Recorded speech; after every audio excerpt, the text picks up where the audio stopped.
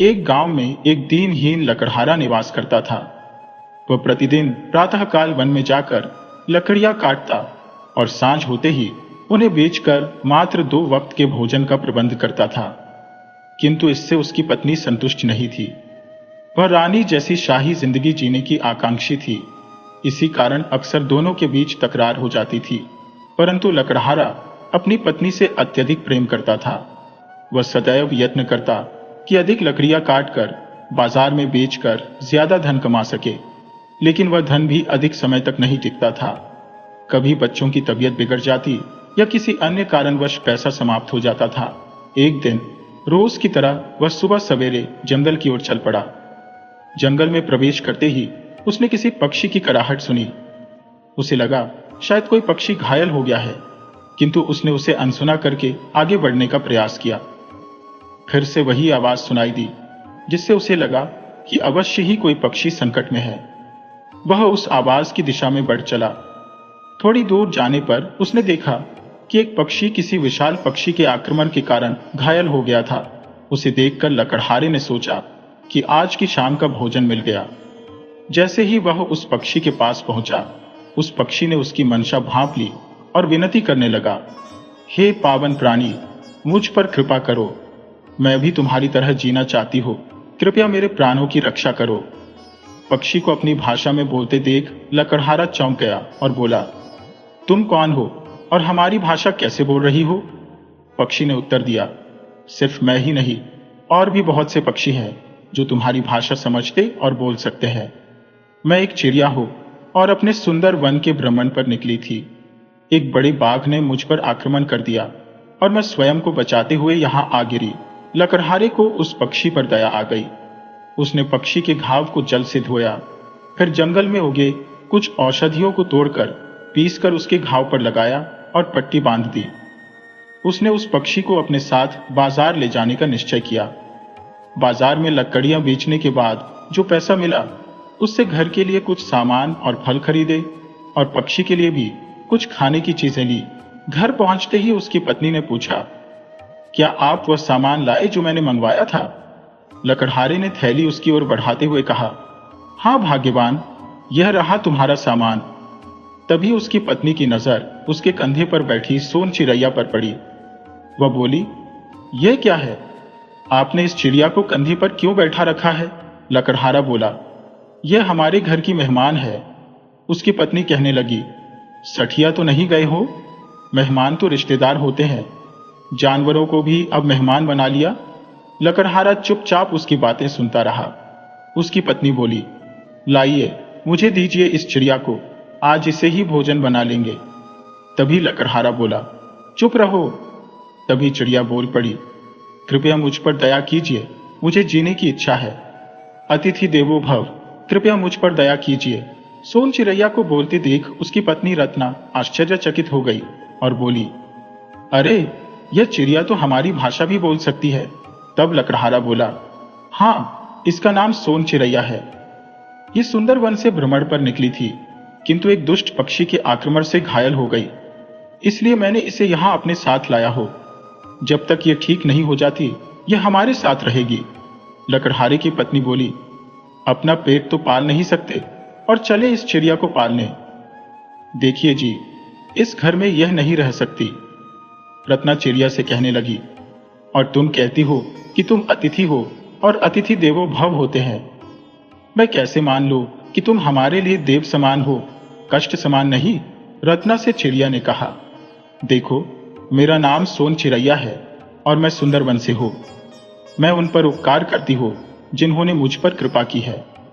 फिर उसने लकड़हारे की ओर इशारा करते हुए कहा, इन्होंने मेरे प्राणों की रक्षा की है, इसलिए मैं आपकी आभारी हूं और वादा करती हूं कि जब तक यहां रहूंगी, हर रोज एक सोने का अंडा दूंगी, जिसे आप बाजार में बेचकर धन अर्जित कर सकते हैं। इतना कहकर चिड़िया शांत हो गई। अब लकड़हारे की पत्नी आश्चर्यचकित होकर कहने लगी, क्या कहा तुमने? सोने का अंडा? यानी तुम सोने का अंडा देती हो? तुम मुझे मूर्ख समझ रही हो क्या? सोन चिड़ैया बोली, नहीं, यह सच है। जब तक मैं यहां हूं, हर रोज एक सोने का अंडा दूंगी। लकड़हारे की पत्नी बोली, अगर ऐसा है तो ठीक है, मैं तुम्हारी बात मान लेती हूँ, किंतु यदि ऐसा नहीं हुआ तो? सोन चिरैया ने कहा, तो आप जो सजा देंगी मुझे मंजूर है। लकड़हारे की पत्नी ने कहा, अच्छा ठीक है, और उसकी बात मानकर चिड़िया को वहीं रहने की अनुमति दे दी। लकड़हारा चिड़िया के विश्राम की व्यवस्था करता है, लेकिन उसकी पत्नी को अब भी विश्वास नहीं हो रहा था कि एक चिड़िया सोने का अंडा कैसे दे सकती है। उसे इंतजार था तो बस अगले दिन का, जिससे उसके सारे सवालों के जवाब मिल सकते थे। रात को लकड़हारे की पत्नी ने सभी को भोजन दिया और सोने चली गई। सुबह होते ही वह दौड़कर सोन चिरैया के पास गई और देखा कि सोन चिरैया ने सच में एक सोने का अंडा दिया है। लकड़हारे की पत्नी को अपनी आंखों पर विश्वास नहीं हो रहा था। सोन चिरैया बोली, देखो, मैंने अपने वचन के अनुसार आज एक सोने का अंडा दिया है। इससे आप बाजार में बेचकर कुछ धन अर्जित कर सकते हैं। आज लकड़हारे की पत्नी सच में ही हैरान थी, फिर भी सोने का अंडा देखकर बहुत खुश हो गई थी। इतनी खुशी जैसे उसकी हर मुराद पूरी हो जाएगी।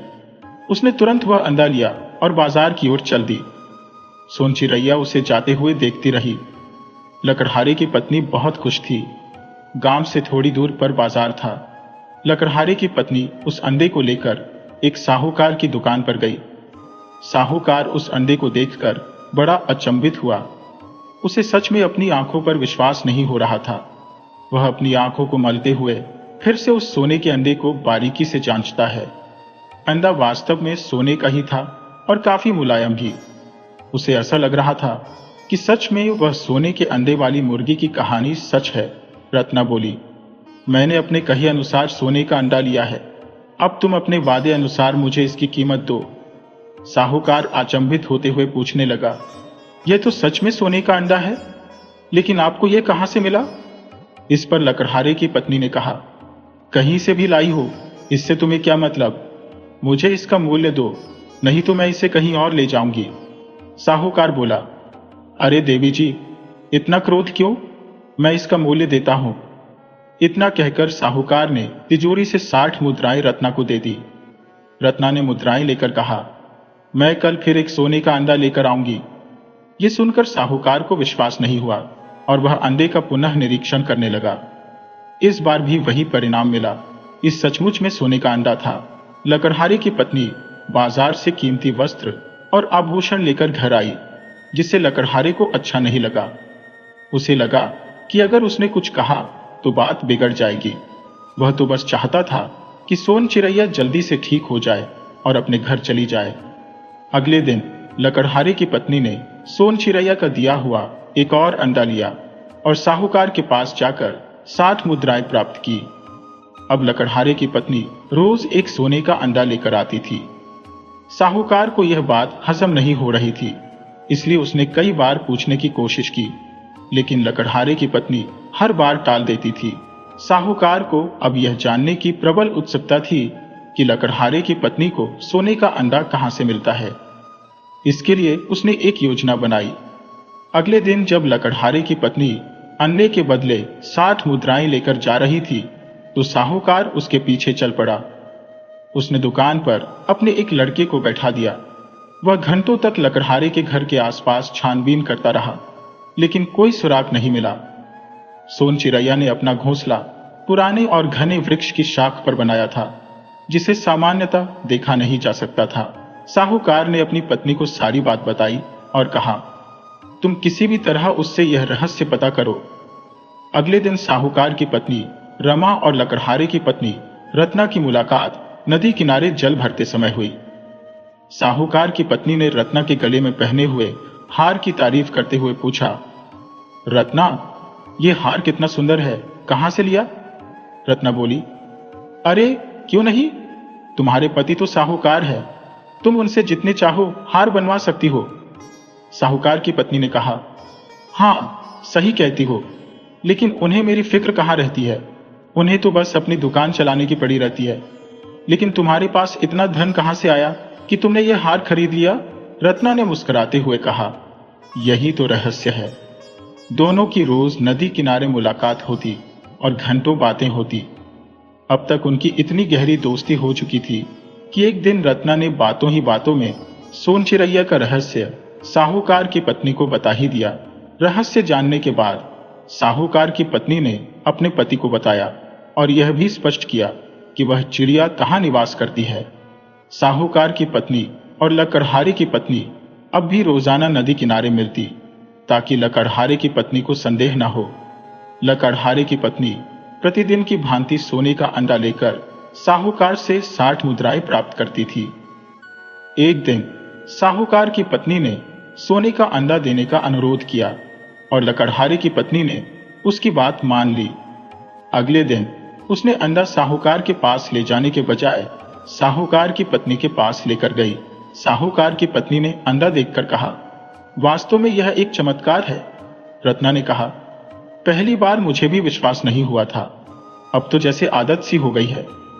साहूकार की पत्नी ने कहा, रत्ना, अगर यह चिड़िया रोजाना 2-3 अंडे देने लगे तो सोचो क्या होगा। रत्ना ने सोचते हुए कहा, साहूकारनी जी, तब तो मेरे पास बहुत अधिक धन हो जाएगा। साहूकार की पत्नी ने कहा, हाँ, अगर वह चिड़िया रोजाना 4 अंडे देने लगे तो तुम जल्दी ही सबसे अमीर बन जाओगी और तुम्हारे आगे पीछे नौकर घूमेंगे। रत्ना ने कहा, साहूकारनी जी, यह कैसे संभव होगा? वह तो रोज एक ही अंडा देती है। साहूकार की पत्नी ने कहा, तुम उसकी कितनी सेवा करती हो, उसके लिए खाना बनाती हो, उसे रहने का स्थान दिया है और उसकी जान भी बचाई है। क्या वह तुम्हारे लिए इतना नहीं कर सकती? रत्ना ने कहा, साहूकारनी, एक अंडा देने वाली चिड़िया 3-4 अंडे कैसे दे सकती है? यह संभव नहीं है। साहूकार की पत्नी ने कहा, अगर वह चिड़िया तुम्हें रोजाना अंडे देती है तो यह साधारण चिड़िया नहीं हो सकती। रत्ना ने कहा, हाँ साहूकारनी, यह सत्य है कि वह साधारण चिड़िया नहीं लगती। साहूकार की पत्नी ने कहा, जब कोई किसी की जान बचाता है तो उसके लिए भगवान के समान हो जाता है। रत्ना ने सहमति में सिर हिलाया और वहां से घर लौट गई। साहूकार की पत्नी ने साहूकार को बताया, काम हो गया, बहुत अच्छे से। लकड़हारे की पत्नी घर पहुंचकर जल रखकर सोन चिड़ैया के पास गई और कहा, सुनो सोन चिड़ैया, क्या तुम्हें याद है जब तुम हमारे घर आई थी तो मैंने तुम्हारी कितनी सेवा की थी? सोन चिड़ैया ने कहा, हाँ मुझे याद है, मैं कैसे भूल सकती हूँ वो दिन। जब सोन चिड़ैया ने सोने का अंडा देने का वादा किया था तो रत्ना और लकड़हारे को उसकी बात पर विश्वास ही नहीं हो रहा था। उसके बाद रात में रत्ना ने उसे भोजन परोसा। प्रातःकाल जब उसने सोने का अंडा देखा तो उसे अपनी आंखों पर विश्वास नहीं हुआ। उस दिन के पश्चात लकड़हारे की पत्नी ने चिड़िया की बेहतर देखभाल शुरू कर दी। जब सोन चिड़िया पूरी तरह स्वस्थ हो गई तो लकड़हारे ने उसे घर से जाने को कहा, परंतु लकड़हारे की पत्नी ने उसे रोकते हुए कहा कि वह हमेशा उनके साथ रहेगी। लकड़हारे की पत्नी ने कहा, अब मैं चाहती हूं कि तुम हमें एक नहीं बल्कि 4 सोने के अंडे दो। यह सुनकर चिड़िया चिंता में पड़ गई और बोली, ये क्या कह रही हो आप? मैं 4 अंडे नहीं दे सकती। गुस्से में आई लकड़हारे की पत्नी बोली, देखो, हमने तुम्हारी जान बचाई है, इसीलिए हम तुम्हारे लिए भगवान के समान है। हमने तुम्हें रहने का स्थान और भोजन दिया है, अब तुम्हें कल तक 4 सोने के अंडे देने होंगे। ये कहकर वह वहां से चली गई और बेचारी सोन चिड़िया बहुत दुखी हो गई। अगले दिन प्रातः जब रत्ना रोज की तरह सोन चिड़िया के पास पहुंची तो उसने देखा कि चिड़िया ने केवल एक ही अंडा दिया था। इससे रत्ना को बहुत गुस्सा आया और उसने सोन चिड़िया को डांटने लगी। उसकी आवाज सुनकर लकड़हारा भी वहां पहुंच गया और उसने कारण पूछा। सोन चिड़िया ने उसे सारी बात बताई। लकड़हारे को रत्ना पर बहुत गुस्सा आया, लेकिन रत्ना पर इसका कोई असर नहीं हुआ और वह वहां से चली गई। अगले दिन भी यही हुआ। सोन चिड़िया ने केवल एक ही अंडा दिया। रत्ना ने उसे खूब खरी खोटी सुनाई और धमकी दी कि अगर अगली बार उसने एक से अधिक अंडे नहीं दिए तो वह उसे जान से मार देगी। रात का समय था और सभी सो रहे थे।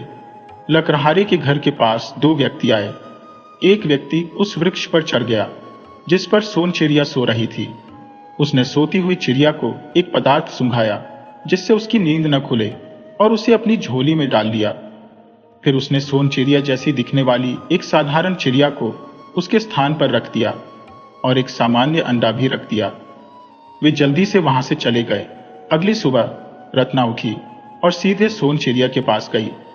उसने देखा कि चिड़िया ने कोई सोने का अंडा नहीं दिया था और जो एक अंडा रोज देती थी उसकी जगह भी एक साधारण अंडा था। यह देखकर रत्ना को बहुत गुस्सा आया। उसने चिड़िया को कसकर पकड़ लिया जिससे वह दर्द से चीखने लगी, लेकिन रत्ना पर इसका कोई असर नहीं हुआ। तभी लकड़हारा, जो रोज की तरह जंगल जाने के लिए बाहर निकला था, यह दृश्य देखकर स्तब्ध रह गया। तभी उसकी नजर रत्ना के हाथ में दबी दर्द से चीखती चिड़िया पर पड़ी। वो तुरंत उसके पास आया और रत्ना से उसे छोड़ने के लिए कहने लगा, पर रत्ना उसकी बात मानने से इनकार कर देती है और सोन चिड़िया को सोने के अंडे न देने के लिए सजा देने पर अड्डी रहती है। लकड़हारे को रत्ना के इस व्यवहार पर बहुत गुस्सा आ जाता है। वह कहता है, इसे छोड़ दो, नहीं तो मैं राजा को तुम्हारी करतूत बता दूंगा। रत्ना लकड़हारे की धमकी सुनकर शांत हो जाती है, क्योंकि वह जानती है कि लकड़हारा अपनी बात पर अमल करेगा। फिर वह चिड़िया से कहती है, ठीक है, मैंने तुम्हें माफ किया, परंतु तुमने आज सोने का अंडा क्यों नहीं दिया? चिड़िया रत्ना के सवालों का कोई जवाब नहीं देती। वह बस अपने आप को रत्ना के हाथ से छुड़ाने की कोशिश करती है और चीं चीं के जा रही थी। लकड़हारा कहता है, रत्ना, उसे छोड़ो, उसे बहुत तकलीफ हो रही है। जैसे ही रत्ना चिड़िया को छोड़ती है, वह फुर्र से उड़ जाती है। यह देखकर रत्ना का मुंह खुला का खुला रह जाता है।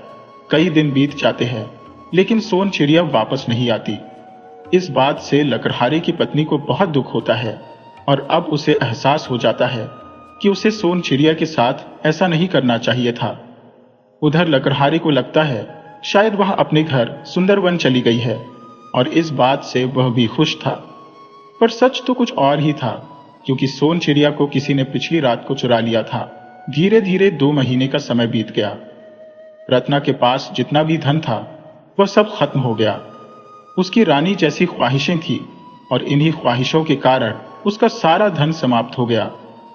तब उसने लकड़हारे को कुछ धन देकर एक छोटा मोटा व्यापार करने को कहा। लकड़हारे ने उस धन से एक दुकान खोल ली, जिससे उसका व्यापार चलने लगा। अब लकड़हारे की पत्नी की छोटी मोटी ख्वाहिशें और बच्चों की पढ़ाई लिखाई हो जाती थी।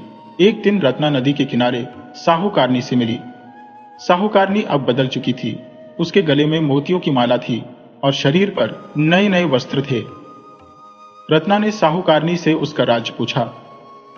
साहूकारनी ने बताया कि अब उसके पति का व्यापार बहुत अच्छा चल रहा है, जिसके कारण अब उन्हें खूब आमदनी हो रही है। रत्ना को साहूकारनी की बातों पर विश्वास नहीं हुआ। वह साहूकार की दुकान की तरफ से होती हुई आई और देखा कि सच में उसकी दुकान काफी बड़ी हो गई है और वहां बहुत भीड़ थी। यह देखकर रत्ना चिढ़कर चुपचाप घर आ गई। शाम को जब लकड़हारा घर आया तो रत्ना ने कुछ भी नहीं कहा। लकड़हारा रत्ना के रवैये से समझ गया कि उसके मन में कोई बात है। उसने चुपचाप खाना खाया। काफी देर चुप्पी रहने के बाद रत्ना बोली, ऐसे चुप क्यों हो? खाना बढ़िया नहीं बना? लकड़हारा बोला, नहीं, ऐसा नहीं है, खाना अच्छा बना है। फिर रत्ना ने कहा, फिर ऐसे चुप क्यों हो? लकड़हारा बोला, रत्ना, क्या हुआ? क्या बात है जो तुम्हें परेशान कर रही है? रत्ना ने लकड़हारे को सारी बातें बता दी जो उसने साहूकारनी से सुनी और देखी थी। सब सुनने के बाद लकड़हारा कहता है, तुम छोटी छोटी बातों पर परेशान होती हो। उनकी अपनी दुकान है और ये सब किस्मत की बात है। हमारी नई दुकान है और धीरे धीरे सब ठीक हो जाएगा। रत्ना कहती है, हाँ, वही तो और 2 महीने हो गए, अभी तक धन की कोई आमदनी नहीं हुई। लकड़हारा कहता है, अभी अभी दुकान खुली है, फिर भी इतनी आमदनी हो रही है कि हमें 3 वक्त का खाना और बच्चों की पढ़ाई हो जाती है। रत्ना कहती है, बस इतना ही, इसके अलावा और कुछ बचता ही नहीं है। लकड़हारा बोला, बाकी पैसे तो तुम अपनी ख्वाहिशों में उड़ा देती हो। रत्ना ने लकड़हारे को घूर कर देखा। उसकी बातें सुनकर रत्ना को गुस्सा आ गया और दोनों में बहस शुरू हो गई। उनकी बहस से उनके बच्चे परेशान होने लगे। सबसे छोटा बच्चा चिल्लाया, मम्मी पापा, बहुत हो गया ये रोज रोज का लड़ाई झगड़ा। अगर झगड़ना ही है तो बाहर जाकर कीजिए, आपकी लड़ाई से हमें पढ़ाई में दिक्कत हो रही है। रत्ना और लकड़हारे ने उसे देखा और फिर एक दूसरे को। थोड़ी देर बाद छोटा बच्चा रोते हुए घर से बाहर भागते हुए बोला, माफ कर दो, गलती हो गई माँ बाबा, अब नहीं बोलूंगा ऐसे। रत्ना और साहूकारनी के बीच सब कुछ ठीक चल रहा था। दोनों हर रोज नदी के किनारे मिलती थी। पर एक दिन जब रत्ना पानी भरने नदी पर गई तो साहूकारनी वहां नहीं मिली। उसने काफी देर तक इंतजार किया पर वह नहीं आई। रत्ना को लगा शायद वह पहले ही पानी भरकर चली गई होगी। यह सिलसिला कई दिनों तक चला। एक दिन रत्ना ने सुना कि साहूकारनी ने जल भरने और घर के कामकाज के लिए नौकर रख लिया है। यह सुनकर रत्ना को बहुत हैरानी हुई। इतनी अमीरी हो गई कि नौकर तक पालने लगी। वह सोचने लगी। जल भरकर घर जाते वक्त उसने कुछ औरतों को साहूकारनी के बारे में बातें करते हुए सुना। एक औरत बोली, मुझे लगता है उसने काला जादू किया है, तभी तो दिन पर दिन अमीर होती जा रही है। दूसरी औरत ने कहा, हाँ, मैंने भी उसे किसी पिंजरे में बंद पक्षी से बातें करते हुए देखा था। पता नहीं क्या कर रही थी। रत्ना को शक हुआ कि कहीं वह सोन चिड़िया तो नहीं। नहीं, वो कैसे हो सकती है? वो तो मेरे हाथ से उड़ गई थी, रत्ना सोचने लगी। पर क्या पता वह उड़ते उड़ते साहूकारनी के घर पहुंच गई हो। नहीं, वह उसके घर क्यों जाएगी? वह अपने मन में बातें करने लगी। रत्ना अपने ख्यालों में डूबी हुई घर आई। उसके मन में कई सवाल उमड़ने लगे। जब शाम को लकड़हारा घर आया तो वह रोज की तरह हाथ मुंह धोकर खाने के लिए बैठ गया। उसने रत्ना को सोच में डूबा हुआ देखा। अब क्या हुआ? किस बात की परेशानी है? लकड़हारे ने पूछा। रत्ना ने खाना परोसा और लकड़हारा चुपचाप खाने लगा। काफी देर बाद रत्ना की चुप्पी टूटी। सुनो जी, मुझे लगता है, लकड़हारे ने बीच में बात काटते हुए कहा। देखो रत्ना, आज कोई बहस नहीं। मैं बहुत थक गया हूं और बच्चों की परीक्षाएं भी नजदीक है, तो आज रहने दो। रत्ना उसकी बात सुनकर चिढ़ गई। आपको तो लगता है मैं हमेशा आपसे बहस ही करती हूं, उसने कहा। लकड़हारा बच्चों की तरफ देखता है जो चुपचाप पढ़ाई कर रहे थे। रत्ना भी उनकी तरफ देखती है, लेकिन उनकी आवाजें सुनकर बच्चे भी उनकी तरफ देखने लगते हैं। रत्ना कहती है, क्या है, ऐसे घूर घूर कर क्या देख रहे हो? छोटा बच्चा कहता है, कुछ नहीं मां, और अपनी जगह से उठ जाता है। रत्ना पूछती है, अब कहां चला? पढ़ना नहीं है क्या? छोटा बच्चा बोला, आप लोग झगड़ने वाले हो ना, इसलिए हम बाहर जा रहे हैं ताकि आप लोग आराम से झगड़ लो और हमें कोई परेशानी ना हो। उसकी बातें सुनकर रत्ना उसे घूर कर देखती है। थोड़ी देर बाद छोटा बच्चा रोते हुए घर से बाहर भागता हुआ दिखाई दिया। माफ कर दो, गलती हो गई माँ बाबा, अब फिर से नहीं बोलूंगा, कहकर वह रोने लगता है। रत्ना बाकी के बच्चों की तरफ देखती है और कहती है, तुम दोनों को भी जाना है? बच्चे सिर हिलाकर ना में जवाब देते हैं और चुपचाप पढ़ने लगते हैं। लकड़हारा रत्ना से कहता है, बस करो, क्यों गुस्सा कर रही हो? रत्ना कहती है, तो क्या करूं आपसे? कुछ कहती हूं तो आपको लगता है कि मैं बहस कर रही हूं। अब लकड़हारा बात बिगड़ते देख आखिर पूछ ही लेता है, अच्छा तो ठीक है, बोलो क्या कहना चाहती हो? रत्ना उनकी बातें सुनकर उसे देखती है और फिर कहती है, नहीं रहने दीजिए, आप क्यों सुनेंगे मेरी बात? मैं तो बहस करती हूं ना। हाँ, सही कहा, इस घर में मैं ही हूं जो बहस करती हो, बाकी सब तो बहुत अच्छे हैं। ये कहते हुए रत्ना वहां से उठकर चली जाती है। उसकी बातें सुनकर लकड़हारा अपना सिर पकड़ लेता है और कहता है, इस औरत का कुछ नहीं हो सकता। अगले दिन रत्ना फैसला करती है कि वह साहूकारनी के घर उसे मिलने जाएगी। वह एक घड़ा लेती है जिससे वह हर रोज जल भरकर लाया करती थी और चल पड़ती है। साहूकारनी के घर पहुंचते ही उसने देखा कि कुछ नौकर बाहर बैठे काम कर रहे थे।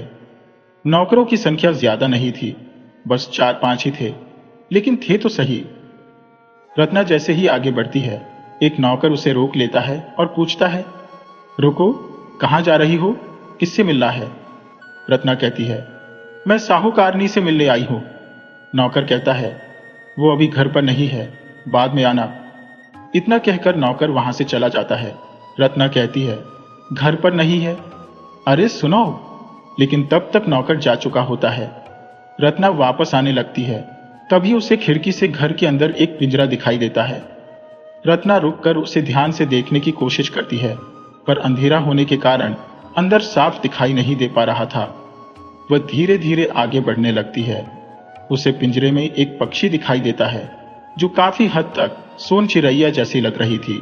तभी वह नौकर दोबारा वापस आ जाता है और रत्ना से कहता है, तुम अभी तक यहां से गई नहीं हो?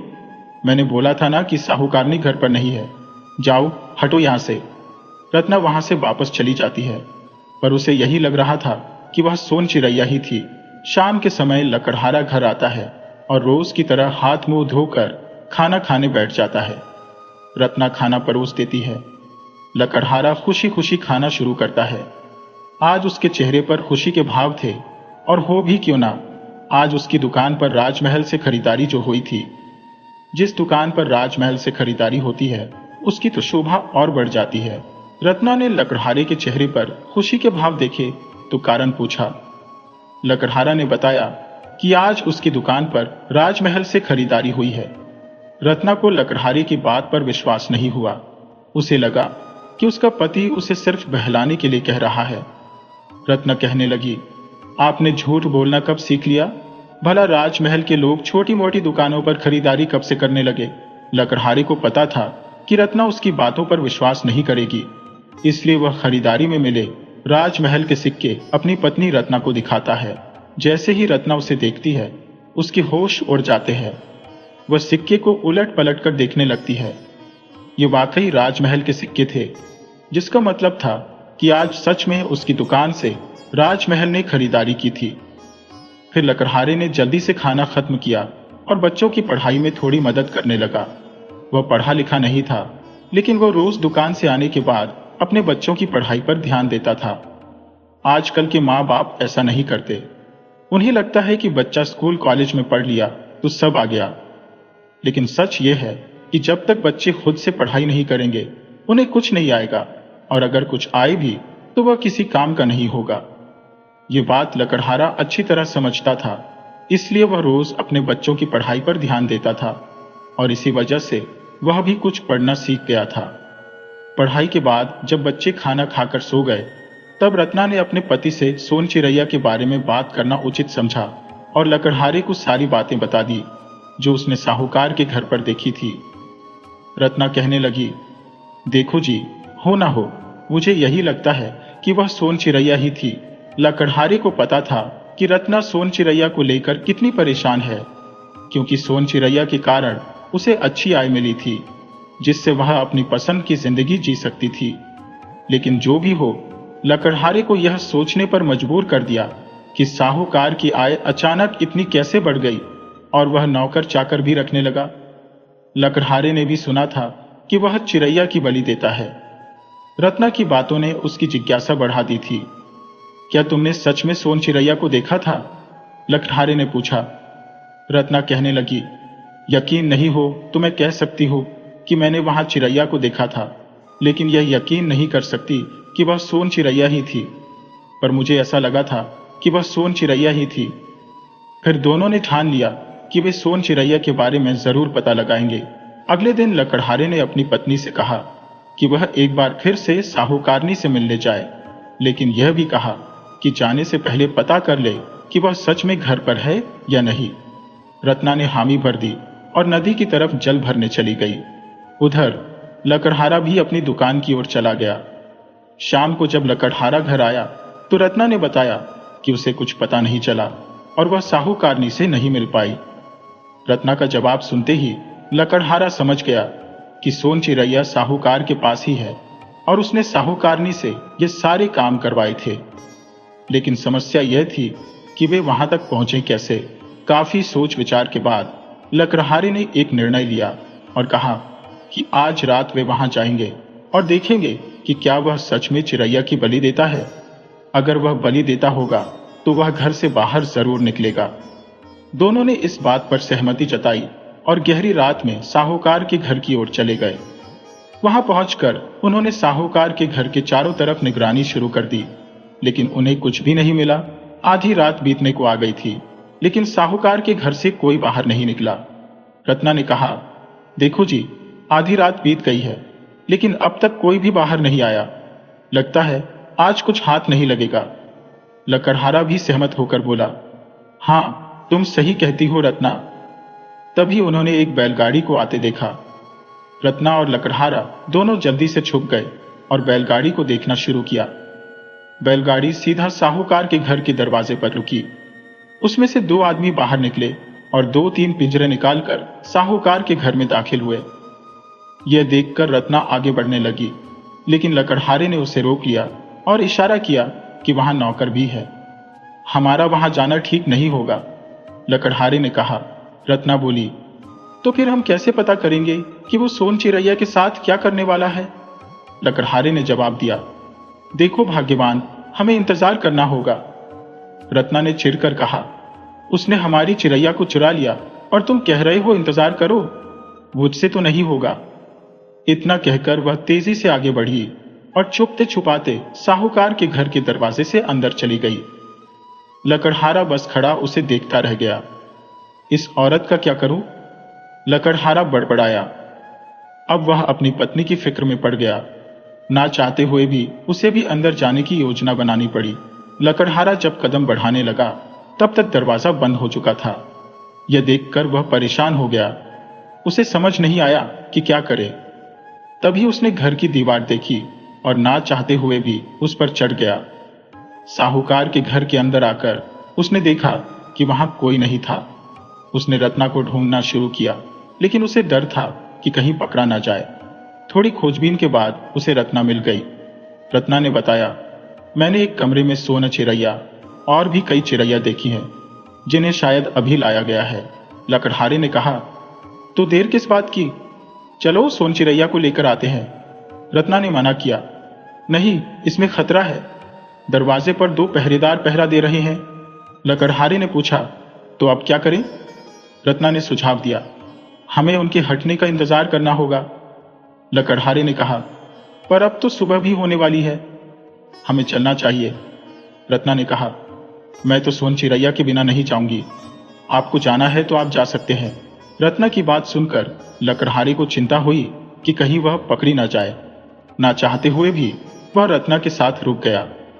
दोनों उस कमरे की तरफ गए जहां सोन चिरैया को रखा गया था और छुपकर पहरेदारों के हटने का इंतजार करने लगे। थोड़ी देर में हल्की रोशनी निकलने लगी। एक पहरेदार ने उबासी लेते हुए दूसरे से कुछ कहा और वहां से चला गया। दूसरा पहरेदार भी बैठे बैठे सो गया। यह देखकर रत्ना और लकड़हारा तुरंत कमरे के अंदर घुस गए। अंदर पहुंचते ही उन्होंने देखा कि सभी पक्षियों को पिंजरों में बंद रखा गया है। यह देखकर उनका दिल भारी हो गया। उसने देखा कि पक्षियों का दुख कितना स्पष्ट था। ये पक्षी जो कभी आसमान की ऊंचाइयों पर उड़ा करती थी, अब साहूकार की कैद में थी। रत्ना ने कहा, अरे, ये सभी पक्षियां एक जैसी दिख रही है। वे दोनों असमंजस में थे कि सोन चिरैया कौन सी है। तभी रत्ना की नजर पिंजरे में रखे सोने के अंडे पर पड़ी जो हर पिंजरे में था। ये देखकर वे दोनों चकित रह गए। तभी दरवाजे पर दस्तक हुई और एक आवाज आई, देखो तो कौन आया है बिना बुलाए। रत्ना और लकड़हारा दरवाजे की ओर देखने लगे। साहूकार अपने पहरेदारों के साथ खड़ा था, जिनके हाथों में लाठियां थी। साहूकार ने कहा, पकड़ लो इन्हें। वे भाग भी नहीं सकते थे, चारों तरफ से घिर चुके थे। 2 नौकर उनके पास आए और इतने में रत्ना ने 2-3 पिंजरों को खोल दिया, जिससे कुछ पक्षी आजाद होकर उड़ गए। नौकरों ने रत्ना और लकड़हारे को पकड़ लिया। साहूकार बोला, तुमने क्या किया मूर्ख औरत? तुम्हें पता है ये पक्षी कितने कीमती है? रत्ना ने जवाब दिया, हाँ, इसलिए तो मैंने उन्हें आजाद किया। साहूकार ने कहा, इसकी कीमत चुकानी पड़ेगी। ले जाओ इन्हें और कैद कर दो। पहरेदार दोनों को एक कमरे में बंद कर देते हैं और साहूकार वहां से चला जाता है। लकड़हारा ने कहा, अब हम क्या करेंगे? रत्ना ने कहा, पता नहीं, जो पक्षियां आजाद हुई थी उनमें से एक सोन चिरैया भी थी। वह तेजी से उड़कर अपने घर सुंदरवन की ओर चली गई। सोन चिरैया ने कहा, हमें जल्दी से जल्दी वहां पहुंचना होगा और अपने पिता को आगाह करना होगा, वरना ये दुष्ट मानव हम सभी पक्षियों को कैद कर लेंगे। दूसरी चिरैया ने कहा, हाँ, तुम सही कहती हो सोन चिरैया, मुझे नहीं पता था कि ये मानव इतने दुष्ट होते हैं। सोन चिरैया ने जवाब दिया, अरे नहीं, ऐसा मत कहो, सभी मानव एक जैसे नहीं होते। वे दोनों तेजी से अपनी मंजिल की ओर बढ़ती रही। इधर साहूकार ने रत्ना और लकड़हारे को एक कमरे में बंद कर दिया। सुबह होने पर रत्ना के बच्चे जागे और अपने माता पिता को घर में नहीं पाया।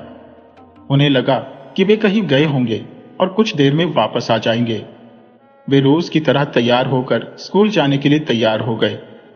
काफी समय बीत गया और उन्हें चिंता होने लगी कि उनके माता पिता अब तक क्यों नहीं लौटे। अंततः वे अपने माता पिता को खोजने निकल पड़े। सोन चिड़ैया अपने घर सुंदरवन पहुंच चुकी थी। वहां हर रोज कई चिड़ैया गायब हो रही थी, जिससे सभी पक्षी घबराए हुए थे। सोन चिड़ैया ने अपने साथियों के साथ सीधे अपने पिता, जो वहां के राजा थे, के पास जाकर पूरी घटना सुनाई। उसने साहूकार से कैसे बचाया यह भी बताया। राजा ने सभी पक्षियों को अपने अपने घर में रहने की सलाह दी और कहा, जब तक हम बाकी चिड़ैया को छुड़ाकर वापस नहीं लाते तब तक कोई भी चिड़ैया बाहर नहीं निकलेगी। उसके बाद वे अपनी चिड़ियों की सेना के साथ उस गांव की ओर चल पड़े जहां उन परिंदों को कैद किया गया था, जिनमें शौन चिड़ैया भी शामिल थी। परंतु राजा ने उसे साथ आने से मना कर दिया। कहते हैं, सोन चिड़ैया तुम हमारे साथ नहीं आ सकती, वहां बहुत खतरा है। सोन चिड़ैया कहती है, पिताजी मेरी जान मेरे एक मित्र ने बचाई थी, अब मेरी बारी है उसकी रक्षा करने की, कृपया मुझे मना ना करें। अंततः राजा को चिड़िया की बात माननी पड़ी और वे सभी गांव की ओर बढ़ चले। इधर रत्ना के बच्चे अपने माता पिता को ढूंढ रहे थे। रास्ते में जो भी मिलता उनसे एक ही सवाल पूछते, क्या आपने हमारे माता पिता को कहीं देखा है? ढूंढते ढूंढते जब उन्हें उनके माता पिता नहीं मिले तो वे रोने लग गए। तभी एक आदमी उनके पास आया और बोला, अगर तुम्हारे माता पिता खो गए हैं तो तुम्हें राजमहल जाना चाहिए। राजा के पास जरूर पता होगा कि तुम्हारे माता पिता कहाँ हैं। उधर साहूकार का एक नौकर उनकी बातें सुनकर भागता हुआ साहूकार के पास पहुंचा। उसने साहूकार से कहा, मालिक गड़बड़ हो गई है, वह लकड़हारे के बच्चे उन्हें ढूंढते हुए राजमहल जा रहे हैं। साहूकार ने कहा, क्या? नौकर बोला, हाँ मालिक, उनके साथ एक आदमी भी है। साहूकार ने उसे बताया कि क्या करना है और फिर वहां से चला गया। इधर रत्ना और लकड़हारे को दो नौकर खाना देकर चले गए।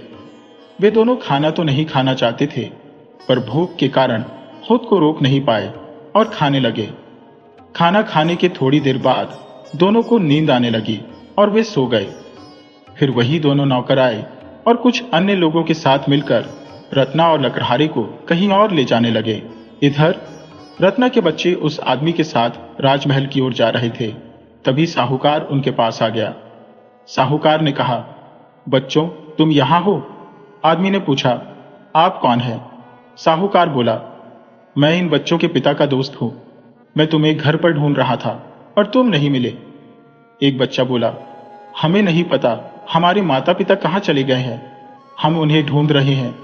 साहूकार ने कहा, वे लोग मेरे घर पर हैं, कुछ काम के सिलसिले में आए थे, चलो मैं तुम्हें उनसे मिलवाता हूं। फिर साहूकार उन बच्चों को लेकर अपने घर की ओर चल पड़ा, जहां उनके माता पिता को कैद कर रखा था। उधर सोन चिड़ैया, उसके पिता और चिड़ियों की सेना तेजी से उस गांव की ओर बढ़ रहे थे। उन्हें कुछ लोग दिखाई दिए जो उसी वन की ओर बढ़ रहे थे। उनके हाथों में कुछ सामान भी था, जिससे यह पता लगाना आसान हो गया कि वे फिर से चिड़ियों को पकड़ने आए थे। उन्हें देखते ही राजा चिड़िया ने अपनी सेना को उन पर आक्रमण करने का आदेश दिया और पलक झपकते ही सेना ने उन पर धावा बोल दिया। ऐसे अचानक हुए हमले से वे सभी अपना बचाव करने में असमर्थ हो जाते हैं और उन्हें वहां से भागना पड़ता है। चिड़िया भी उनके पीछे पीछे अपने लक्ष्य की ओर बढ़ने लगती है। चिड़ियों को इस तरह पीछा करते देख वे सभी कार के नौकर दुम दबाकर अपनी पूरी ताकत से भागने लगते हैं। इधर साहूकार लकड़हारे के बच्चों को लेकर एक गुफा के पास आता है, जहां उसने एक कैदखाना बना रखा था। तब तक बच्चों के माता पिता होश में आ जाते हैं और अपने बच्चों की आवाज सुनकर उठते हैं। खुद को कैदखाने में पाकर वे साहूकार और बच्चों को देखते हैं। रत्ना कहती है, तुमने हमें यहां कहां बंद किया है और बच्चों को क्यों लाए हो? साहूकार कहता है, क्योंकि ये तुम्हें ढूंढ रहे थे, सोचा कि तुम लोगों को मिलवा दो। फिर साहूकार उन बच्चों को भी कैद खाने में कैद कर देता है और वहां से चला जाता है। गांव के लोग अपने रोजमर्रा के कामों में लगे हुए थे और बाजार पूरी तरह से लोगों से भरा हुआ था। तभी वहां कुछ लोगों का शोर गूंजता है, भागो भागो, मौत आई है, भागो। और आसमान से चिड़ियों की सेना दिखती है जो वहां पर धावा बोल देती है। गांव का बाजार जो शांति से व्यापार में लीन था, अब डर और खौफ से भगदड़ मच जाती है। यह खबर दरगाह के राजमहल में राजा तक तुरंत पहुंचती है कि कुछ चिड़ियों की सेना ने राज्य पर हमला कर दिया है। यह खबर सुनते ही राजा को यकीन नहीं होता। अगले ही पल वह बिना एक पल गंवाए अपने कुछ खास सैनिकों के साथ बाजार की तरफ चल देते हैं। वहां पहुंचते ही वह तुरंत अपने रथ से उतरकर राजा चिड़िया को आवाज देते हैं। राजा चिड़िया, जो सबसे ऊपर उड़ते हुए मंजर को देख रहा था, राजा की आवाज सुनकर तुरंत उसके पास पहुंच जाता है। राज्य का राजा कहता है, आप यह सब क्यों कर रहे हैं? बंद कीजिए पक्षीराज। तब पक्षीराज कहते हैं, नहीं, क्योंकि ये सभी इसी के हकदार हैं। राजा पूछते हैं, ऐसा क्या अपराध हो गया कि आप यह सब कर रहे हैं? पक्षीराज कहते हैं, इन लोगों ने हमारे पक्षियों को बंदी बनाया हुआ है और हम उन्हें ले जाने के लिए आए हैं। जब तक ये हमारे पक्षियों को नहीं छोड़ देते तब तक यह सब चलता रहेगा। राजा कहते हैं, अगर ऐसा है तो मैं आपके पक्षियों को ढूंढूंगा, पर पहले आप यह आक्रमण बंद कीजिए। पक्षीराज कहते हैं, मैं कैसे यकीन कर लूं? राजा कहते हैं, मैं वचन देता हूं। पक्षीराज अपने पंख उठाकर संकेत देते हैं कि पक्षी शांत हो जाए। राजा तुरंत अपने सैनिकों को आदेश देते हैं कि गुम हुए पक्षियों को तुरंत ढूंढा जाए। तभी भीड़ में से एक आदमी राजा से कहता है, मुझे पता है वह शख्स कौन है जो पक्षियों को कैद करता है। राजा पूछते हैं, कौन है वह? तब आदमी कहता है, साहूकार। सभी लोग एकदम से कहते हैं, हाँ महाराज, वही दुष्ट है जो रोज पक्षियों को कैद करता है। सोन चिड़िया आती है और रत्ना और लकड़हारे के बारे में बताती है कि साहूकार ने उन्हें भी बंदी बना रखा है। सैनिक साहूकार को पकड़कर लाते हैं और बाकी कैद हुए पक्षियों को भी आजाद कर देते हैं। रत्ना और लकड़हारे को भी आजाद कर देते हैं। राजा साहूकार को गिरफ्तार करवा लेते हैं। पक्षीराज साहूकार और उसकी पत्नी को कड़ी से कड़ी सजा देने को कहते हैं, जिसे राजा भी मान लेते हैं। फिर सभी पक्षी मिलकर अपने घर सुंदरबन की ओर चल पड़ते हैं। साहूकार कितना भी क्षमा याचना करता है, माफी मांगता है, लेकिन कोई भी उस पर ध्यान नहीं देता। रत्ना को भी अपनी गलती का एहसास हो जाता है और वह सोन चिड़िया से माफी मांगती है। सोन चिड़िया उसे माफ कर देती है और बाकी चिड़ियों के साथ अपने घर सुंदरबन की ओर और जाती है। दोस्तों, अगर आपको ये कहानी पसंद आई हो तो कृपया हमारे चैनल को सब्सक्राइब करें, वीडियो को लाइक करें और शेयर करें।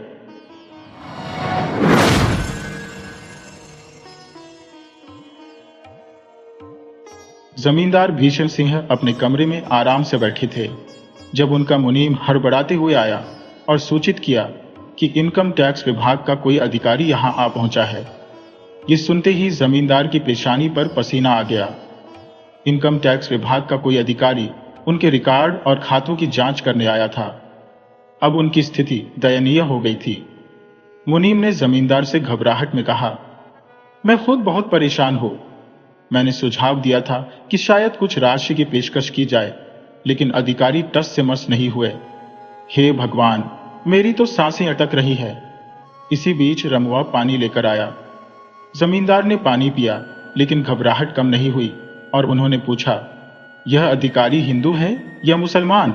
यदि वे सिख है तो तुरंत लस्सी पेश करो, रात के खाने की व्यवस्था करो और फकीरे से कहो कि 3-4 मुर्गे काटवा दे।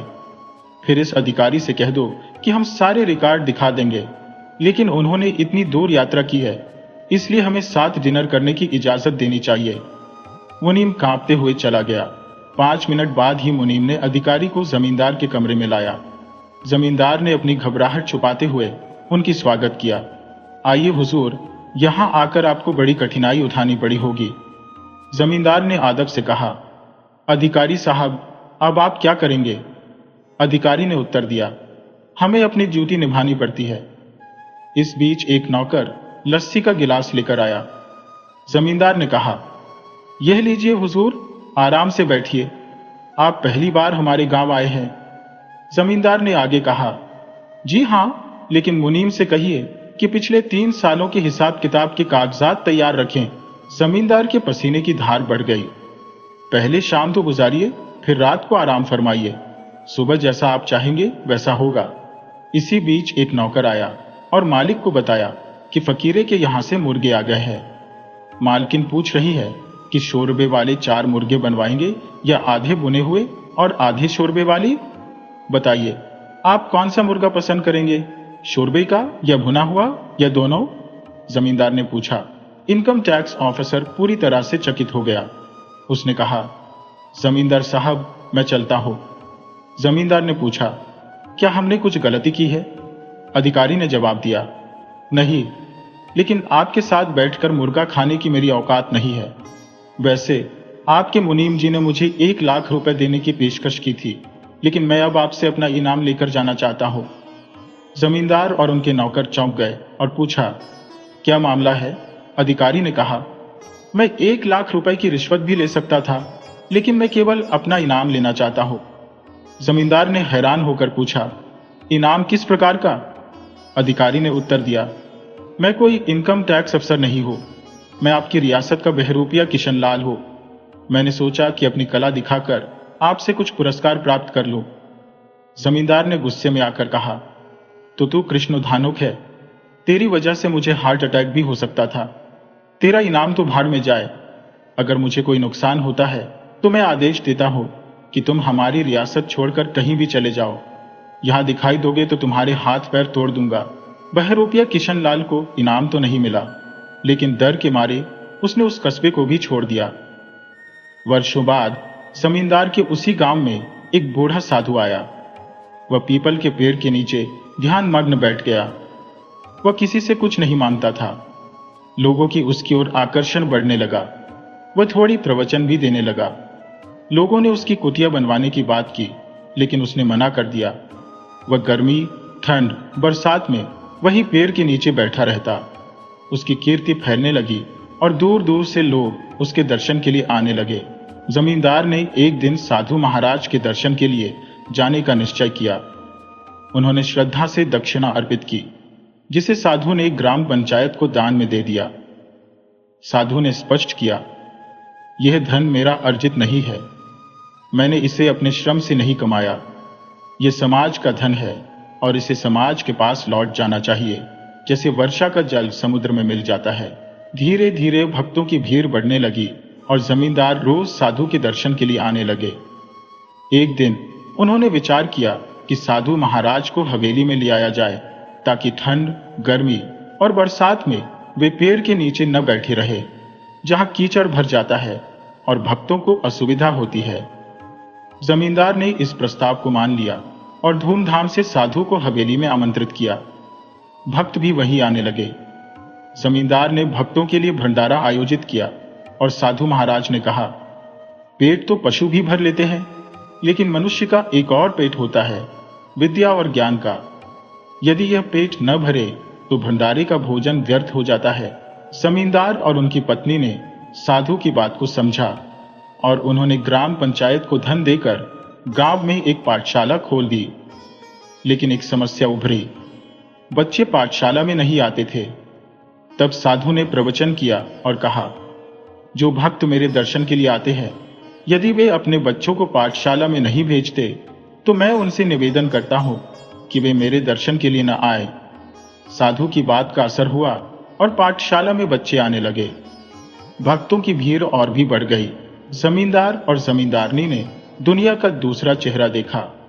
एक रात जब सभी भक्त चले गए, उन्होंने अपनी सारी धन संपत्ति, हीरे जवाहरात और जेवरों की एक पोटली बनाई और साधु महाराज के चरणों में रख दी।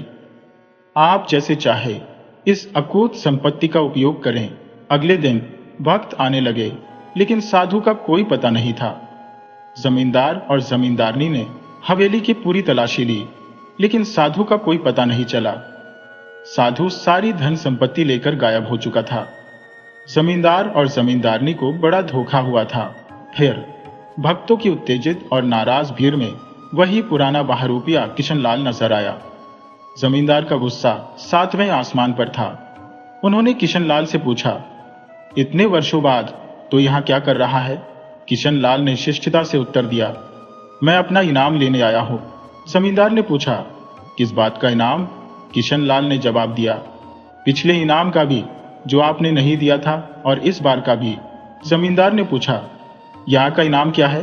किशन लाल ने कहा। मैं वही साधु था जिसे आपने रात को सारी धन संपत्ति सौंप दी थी। जमींदार ने हैरान होकर पूछा। तो वह सारी धन संपत्ति कहाँ है? किशन लाल ने उत्तर दिया। वह हवेली के पिछवाड़े में सुरक्षित रखी है। नौकर दौड़कर खजाने वाली गठरी लाए। वह साधु की धोती में बंधी हुई थी। जब गठरी खोली गई तो उसमें धन संपत्ति के साथ साधु की दाढ़ी मूछ, गेरुआ कुर्ता, रुद्राक्ष की माला और अन्य वस्त्र भी थे।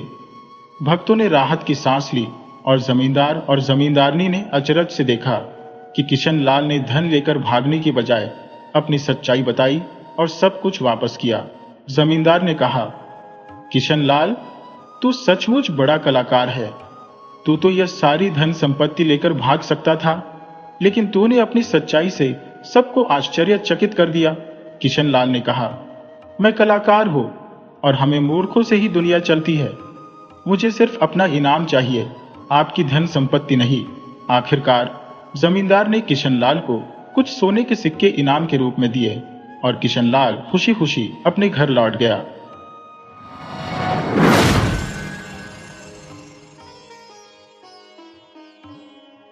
एक बार की बात है, एक गांव में शीतल नाम का एक व्यक्ति रहता था। नाम से तो वह शांत प्रतीत होता था, परंतु उसका स्वभाव इसके बिल्कुल विपरीत था। अत्यंत गर्म मिजाज का। छोटी छोटी बातों पर लोगों से झगड़ा करना उसकी आदत बन चुकी थी। वह बेहद अड़ियल स्वभाव का था, जिससे उसके परिवार वाले भी काफी परेशान थे। गांव के लोग उसे शीतू कहकर पुकारते थे। शीतू की पत्नी उसे बार बार समझाती थी कि छोटी छोटी बातों पर झगड़ा करना सही नहीं है, परंतु शीतू पर इन बातों का कोई असर नहीं होता था। उसका मानना था कि वह कभी झगड़ा नहीं करता, बल्कि लोग ही उससे उलझते हैं। शीतू ने एक गधा पाल रखा था, जिसे वह अपने विभिन्न कार्यों में उपयोग करता था। बाजार से सामान लाना हो या फसल काट कर लाना, वह सब कामों में अपने गद्दी का उपयोग करता था। गांव के लोग भी उसके इस स्वभाव से परिचित थे, इसलिए उससे कतराते थे। अगर किसी को रास्ते में शीतू दिख जाता तो वह व्यक्ति अपना रास्ता बदल लेता कि कहीं बिना वजह झगड़ा ना हो जाए। शीतू का कोई मित्र नहीं था, परंतु वह अपने गधे से बहुत प्यार करता था। वह उसे प्यार से नहलाता, चारा खिलाता और कभी भी उस पर गुस्सा नहीं करता था। शीतू के घर के आंगन में एक शहतूत का पेड़ था, जिस पर मीठे शहतूत लगते थे। एक दिन कुछ छोटे बच्चे उसके आंगन में लगे पेड़ से शहतूत तोड़कर खाने लगे। शीतू ने जब यह देखा तो वह आग बबूला हो गया और उसने बच्चों पर धावा बोल दिया। सभी बच्चे डर के मारे भाग गए, परंतु एक छोटा बच्चा उसकी पकड़ में आ गया। शीतू ने उस बच्चे की पिटाई कर दी। बच्चे ने यह बात रोते रोते अपने घर पर बताई और यह बात पूरे गांव में फैल गई। सभी लोग शीतू की इस हरकत से नाराज थे कि इतनी छोटी बात पर बच्चे की पिटाई करना सही नहीं है, परंतु किसी ने भी शीतू के घर जाकर इस बात की शिकायत नहीं की। कुछ दिन ऐसे ही बीत गए। एक दिन शीतू अपने गद्दी को लेकर दूसरे गांव गया। रास्ता काफी लंबा था, तो लौटते समय शीतू को कुछ थकावट महसूस होने लगी। उसने सोचा कि क्यों न किसी पेड़ के नीचे गद्दी को बांधकर खुद किसी भोजनालय में भोजन कर लिया जाए। शीतू गद्दे को बांधने के लिए पेड़ तलाशने लगा। तभी उसकी नजर एक पेड़ पर पड़ी, जहां पहले से ही एक घोड़ा बंधा हुआ था। घोड़ा घास खा रहा था और उसका मालिक पास ही खड़ा था। शीतू को यह जगह ठीक लगी और उसने भी अपने गद्दे को उसी पेड़ के साथ बांधने की कोशिश की। यह देखकर घोड़े का मालिक बोला, भाई, अपने इस गद्दे को इस पेड़ पर मत बांधो। मेरा घोड़ा बड़ा ही गुस्सैल है, वह तुम्हारे इस गद्दे को मार डालेगा। शीतू ने जवाब दिया, यह पेड़ केवल तुम्हारा नहीं है और मैं इसी पर अपने गद्दे को बांधूंगा। घोड़े के मालिक ने चेतावनी दी, यदि तुम मेरी बात नहीं मानोगे तो इसके जिम्मेदार तुम स्वयं ही होंगे। चेतावनी देने के बाद भी शीतू ने उसकी बात नहीं मानी और गधे को उसी पेड़ पर बांधकर चला गया। इधर घोड़े ने उस गधे को लाते मारकर नीचे गिरा दिया। इससे पहले कि घोड़े का मालिक उसे संभाल पाता, घोड़े ने लगातार लाते मारकर गधे की जान ले ली। तभी गधे का मालिक शीतू वहां आ गया और अपने मरे हुए गद्दे को देखकर चिल्लाने लगा, अरे तुम्हारे घोड़े ने मेरे गद्दे को मार डाला। अब मुझे नया गद्दा लाकर दो, नहीं तो तुम्हें यहां से जाने नहीं दूंगा।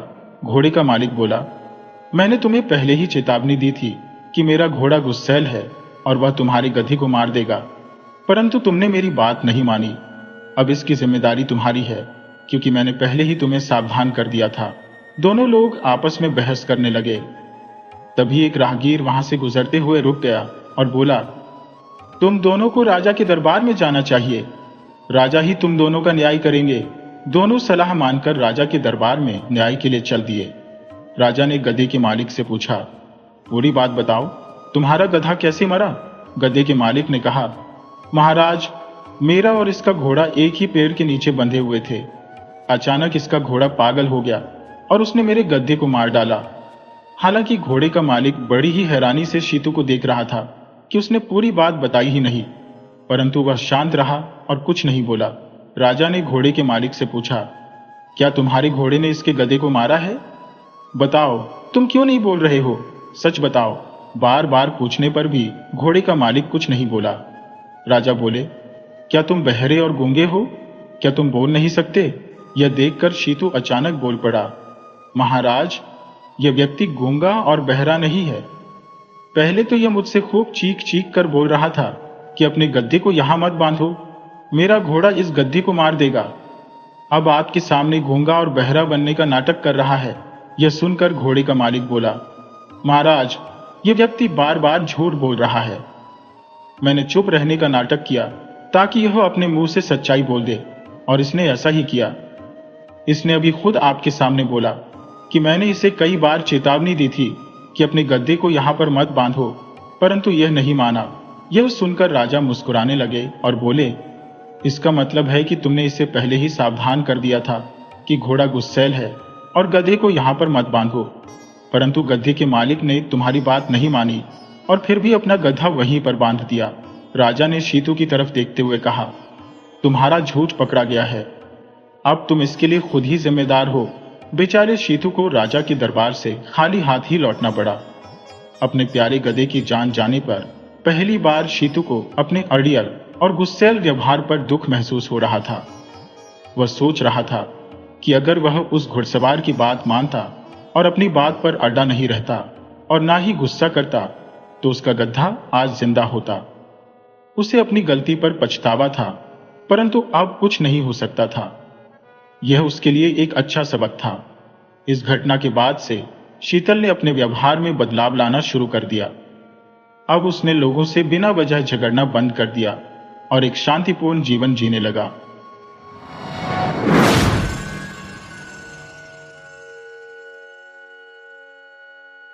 जिस प्रकार मां को अपने बेटे को देखकर या किसान को अपने हरे भरे खेतों को निहारकर जो आनंद की अनुभूति होती है, वही आनंद बाबा भारती को अपने घोड़े सुल्तान को देखकर मिलता था। भगवान की आराधना से जो भी समय शेष रहता, वह सुल्तान की देखभाल में व्यतीत हो जाता। यह घोड़ा अत्यंत सुंदर और शक्तिशाली था, जिसकी समानता पूरे क्षेत्र में नहीं थी। बाबा भारतीय उसे प्यार से सुल्तान कहकर पुकारते, अपने हाथों से उसकी देखभाल करते, उसे खाना खिलाते और उसे देखकर आनंदित होते। उन्होंने अपनी संपत्ति, धन दौलत और यहां तक कि नगर का जीवन भी त्याग दिया था। अब वे गांव के बाहर स्थित एक छोटे से मंदिर में निवास करते और भगवान की भक्ति में लीन रहते थे। उन्हें ऐसा भ्रम हो गया था कि वे सुल्तान के बिना जीवित नहीं रह सकते। वे उसकी चाल पर मोहित थे। कहते थे, यह ऐसे चलता है जैसे मोर नाच रहा हो। जब तक संध्या के समय सुल्तान पर सवार होकर 8-10 मील का चक्कर न लगा लेते, उन्हें चैन नहीं आता था। खड़क सिंह उस इलाके का कुख्यात डाकू था, जिसका नाम सुनते ही लोग कांप उठते थे। समय बीतते सुल्तान की ख्याति उसके कानों तक पहुंच गई और उसके हृदय में सुल्तान को देखने की लालसा जाग उठी। एक दिन दोपहर के समय खड़क सिंह बाबा भारती के पास पहुंचा और उन्हें नमस्कार किया। बाबा भारती ने पूछा, खड़क सिंह, क्या हाल है? खड़क सिंह ने सिर झुकाकर उत्तर दिया, आपकी कृपा है। बताओ, आज इधर कैसे आना हुआ? खड़क सिंह ने कहा, सुल्तान की प्रशंसा ने मुझे खींच लिया। वह एक अनोखा जीव है। उसे देखकर आप प्रसन्न हो जाएंगे। मैंने उसकी चाल की भी बड़ी प्रशंसा सुनी है। सुनते हैं देखने में भी वह अद्वितीय है। ऐसा कहते हैं कि जो उसे एक बार देख लेता है उसके हृदय में उसकी छवि अंकित हो जाती है। बहुत दिनों से अभिलाषा थी, आज यह अवसर प्राप्त हुआ। बाबा भारती और खड़क सिंह अस्तबल में गए। बाबा ने सुल्तान को दिखाया। खड़क सिंह ने घमंड से उसे देखा। उसने सैकड़ों घोड़े देखे थे, लेकिन ऐसा सुंदर और तगड़ा घोड़ा उसने पहले कभी नहीं देखा था। वह मन ही मन सोचने लगा, यह भाग्य की बात है, ऐसा घोड़ा खड़क सिंह के पास होना चाहिए था। इस साधु को ऐसी बेजोड़ वस्तु से क्या लाभ। वह कुछ देर तक मौन रहकर इस अद्भुत घोड़े को निहारता रहा। इसके पश्चात उसके भीतर एक बेचैनी सी होने लगी। खड़क सिंह बालकों की तरह अधीर होकर बोला, परंतु बाबा जी, इसकी चाल देखे बिना सब व्यर्थ है। बाबा भारती ने खड़क सिंह के आग्रह पर घोड़े को खोलकर बाहर निकाला और सुल्तान वायु वेग से दौड़ने लगा। उसकी चाल को देखकर खड़क सिंह का हृदय जल उठा। वह डाकू था, जो वस्तु उसे पसंद आ जाए उस पर वह अपना अधिकार समझता था। उसके पास बाहुबल था और आदमी भी। जाते जाते उसने कहा, बाबा जी, मैं यह घोड़ा आपके पास नहीं रहने दूंगा। बाबा भारती भयभीत हो गए। अब उन्हें रात को नींद नहीं आती थी। सारी रात अस्तबल की रखवाली में ही बीत जाती। प्रतिक्षण उन्हें खड़क सिंह का डर सताता, लेकिन कई महीने बीत गए और खड़क सिंह नहीं आया। यहां तक कि बाबा भारती भी कुछ असावधान हो गए और उस भय को एक मीठे स्वप्न की तरह समझने लगे थे। एक दिन की बात है, संध्या का समय था। बाबा भारती सुल्तान की पीठ पर सवार होकर भ्रमण पर निकले थे। उनकी आंखों में चमक थी और चेहरे पर संतोष की मुस्कान। वह घोड़े के शारीरिक गठन और उसके अद्वितीय रंग की प्रशंसा करते नहीं थक रहे थे। अचानक कहीं से एक करुणा से भरी आवाज आई, बाबा, इस गरीब की सुनते जाओ। आवाज में ऐसी वेदना थी कि बाबा ने तुरंत घोड़ा रोक लिया। उन्होंने देखा एक कमजोर और विकलांग व्यक्ति पेड़ की छाया में पड़ा कराह रहा था। बाबा भारती ने पूछा, तुम्हें क्या कष्ट है? विकलांग व्यक्ति ने हाथ जोड़ते हुए कहा, बाबा, मैं दुखी हूं, मुझ पर दया करें। रामावाला यहां से 3 मील दूर है। कृपया मुझे वहां तक घोड़े पर चढ़ाकर पहुंचा दें। भगवान आपका भला करेगा। बाबा ने पूछा, वहां तुम्हारा कौन है? उस व्यक्ति ने उत्तर दिया, दुर्गा दत्त अवैध का नाम आपने सुना होगा। मैं उन्हीं का सौतेला भाई हूं।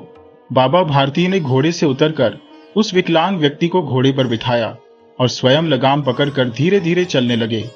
अचानक उन्हें एक जोर का झटका लगा और लगाम उनके हाथ से छूट गई। उनकी आंखों में आश्चर्य का ठिकाना न रहा जब उन्होंने देखा कि वह विकलांग व्यक्ति घोड़े की पीठ पर तान कर बैठा है और घोड़े को तेज गति से दौड़ाए लिए जा रहा है। बाबा भारती के मुख से भय, विस्मय और निराशा से भरी हुई चीख निकल गई। वह व्यक्ति वास्तव में डाकू खड़ग सिंह था, जो एक बीमार का भेष बनाकर वहां बैठा हुआ था। बाबा भारती उसे देख कुछ समय तक स्तब्ध रहे और फिर कुछ ठान कर जोर से चिल्लाकर बोले, जरा ठहर जाओ। खड़ग सिंह ने आवाज सुनकर घोड़ा रोक लिया और उसकी गर्दन पर प्यार से हाथ फेरते हुए कहा, बाबा जी, ये घोड़ा तो अब मेरा है, परंतु एक बात सुनते जाओ।